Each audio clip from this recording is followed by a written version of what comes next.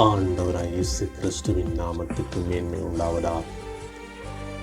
எரேமியா தீர்க்கதரிசியின் புஸ்தகம் 10வது அதிகாரம் வசனம் 10 இப்படியாய் சொல்லப்படுகிறது. கர்த்தரே மெய்யான தெய்வம், அவர் ஜீவனுள்ள தேவன், நித்திய ராஜா என்பதாய் சொல்லப்படுகிறது. அன்பான தேவ ஜனமே, கர்த்தரே மெய்யான தெய்வமாயிருக்கிறார்.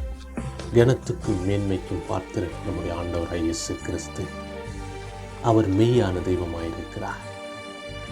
அவரை ஏற்றுக்கொண்டு அவருடைய வார்த்தையை சார்ந்து நாங்கள் வாழும் பொழுது அவர் எங்களை விடுதலை ஆக்கிறவராயிருக்கிறார். வசனம் 13 இப்படியாய் சொல்லப்படுகிறது. அவர் சத்தமிடுகையில் வானத்திலே திரளான தண்ணீர் உண்டாகிறது.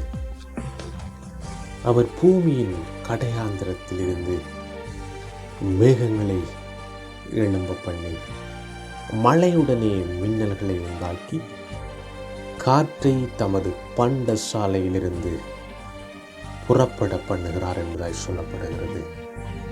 அன்பான தேவ ஜனமே, நம்முடைய ஆண்டவராய் இயேசு கிறிஸ்து வல்லமை உள்ளவராயிருக்கிறார்.